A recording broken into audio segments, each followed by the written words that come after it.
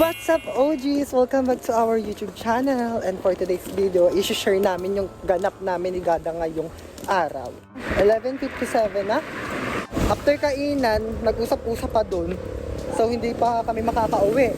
So, ang ginawa namin ni Gada, dahil marami kaming schedule. Try namin maglakad kahit malayo. Baka madaan Bigo to Kineme, bawal sabihin Kevin. Di ba pag sa handaan, hindi mawawala ang... Pinagdala lang ako. Pinagdala siya. Ay, hindi. Ikaw talaga ang nagdala. Sabi ko, kulang pa yung kinain ko. Mag-shopping na ako. Sinabi ha. Ayun, OGs, nandito na kami sa kalagitnaan ng... Ewan kung saan to. Sa Encantadia. Minigada kahit sobrang layo. Nakakatakot lang din. Kasi may paparating akong kaklase sa bahay. So nakakahiya naman nang wala ako na andun na. Gada, marami siyang kailangan tapusin kasi nga bukas to. Bukas ay Pwede ko lang ako mataas. Monday, pasukan na naman. Graduating kasi kami ni Gada, kaya sobrang namin daming ginagawa. Ako nga pala yung ABM student at si Gada TVLHE. Ako po ang TVLHE student and si Gada ay ABM. Guys, dito yung nakakatakot na lugar. Kapag nadaan sila papunta tayo. Like, ayun no. Wala kasi dito nadaan na sasakyan. So, Gada, dahil ngayon is February na, tama? February na, so anong ayuda mo para sa aming mga Kantaw fans? Ay, Kantaw fans! Guys, hindi ko pa alam. Hindi pa namin nagpa-plano. Ni? Hindi. Secret! Hindi parang, di ba magkakaroon kayo ng date vlog? Ano naman masasabi mo sa lahat ng Kantaw? Ano po? Sorry po. Thank you very much for supporting us as well as the mga Gen artists. Gen new artists.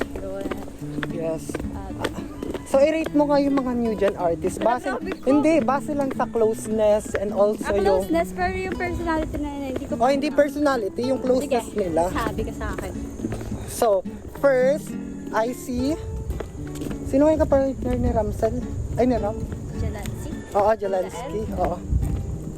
Si Jalansky, noon ako siya nakikita, first impression na lang. Oo.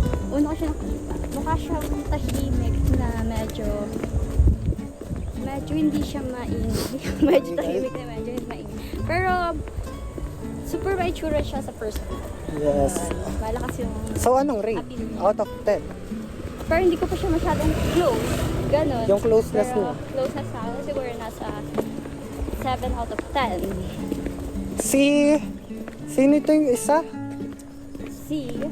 Yung isa, yung nasa comedies, yung isa. Hindi ko alam kung mukha ni Gloria. Si Ashley.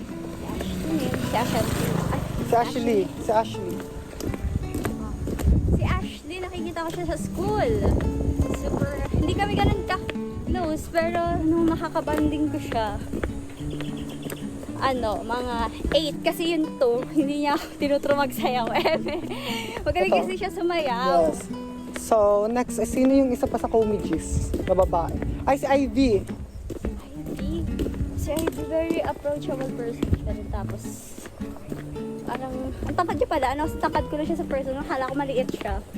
So, Siguro mga 7 rin. 7.5. Hindi pa kami masyado nagkakausap. So, yung isa pa, yung isang babae. Sino yun? Sorry guys, hindi ko talaga Yung tanda. kamukha ni Gloria? Hindi ko Oo. siya masyadong close, pero mabait siya. Mga 6.5, ganun. Si Martin. Si Kuya Martin, ay wala siya ngayon, ano? Wala si Kuya Martin. Si Martin, oh my gosh. Kasi dito guys, yung dinadaanan namin ay lumang daan. Sorry tayo kay Gilananay. Lumang daan po ito, papunta sa amin. So, madalang lang talaga dito ang mga dumadaan. And also na ambo na, oh my Yari, gosh. kami ang madadal. Kaya sobrang haggard na namin guys. But, you know what? It's okay. Kasi kami yung mga go. Si Martin. Kuya Martin, ko siya nung nag-anniversary sa Pagbilao. Super siya. Medyo ka-humor, ganun. Mga 8 kasi asawa ni Jasmine. 8. Yun ay base sa akin mga kung gaano ko sila ka-close, hindi kung gaano ka sila kabait. Sino ba? Si Kyle. Si Kyle, very siya. Ang galing niyang magdala, ang niya kahit Magdala ng ano?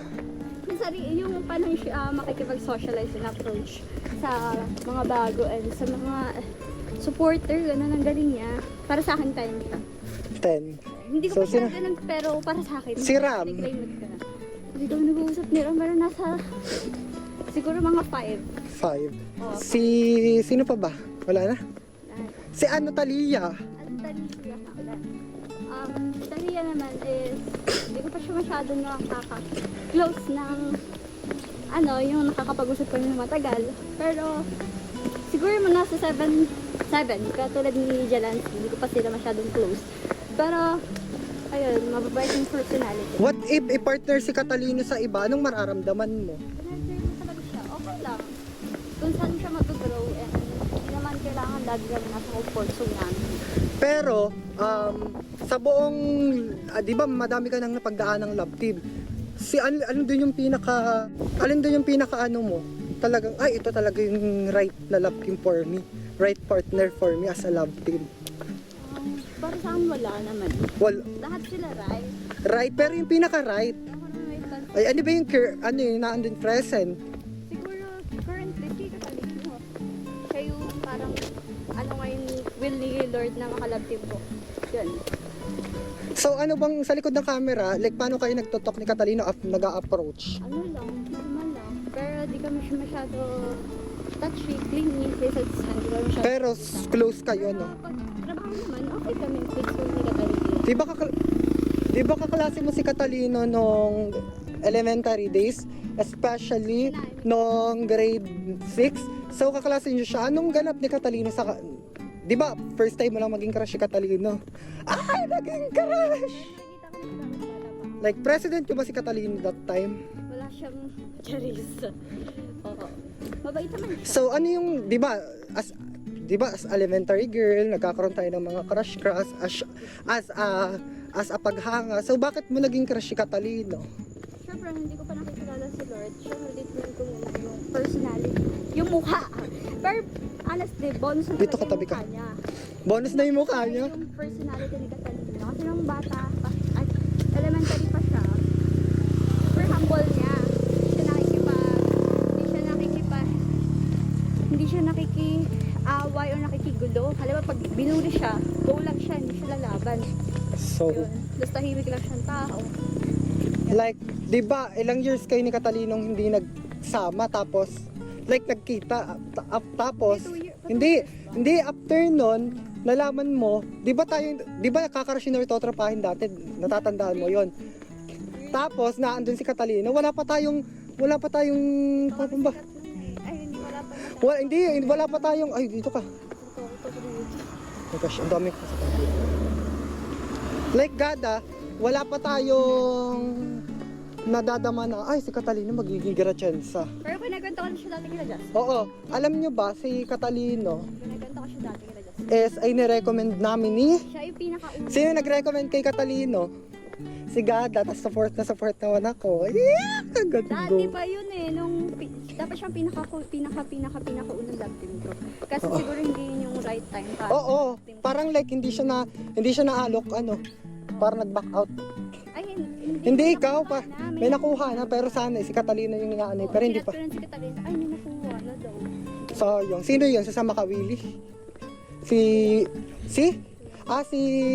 Nick. So, sino si Catalino as a love team partner? Okay lang. Buti naman si Catalina yung katrabaho. Ma-professionalism, mapapakita. And as co-workers, yun. Maganda siyang kasama. So, dahil 2026 ngayon, like meron ba kayong big projects? Baka may niluluto silang Niluluto? new project for every one of us. Kung pipili ka ng isang lalaki sa Gratiensa na isasama mo sa ibang bansa, sino ito? Ikaw lalaki ka. Yes, ako pa ba magpapatalo ibang bansa din yan, girl, no? Hindi ako magpapatalo. Huwag mo nang isama sa Catalino, ako na lang dapat ibang bansa yan, eh. Yun lang guys. So, Bangan nyo na lang yung susunod naming collaboration ni Catalina. Kasi matagal pa kami malolaunch ulit sa Gretchen. So, lalabas muna si Catalina for the meantime sa channel namin. yes.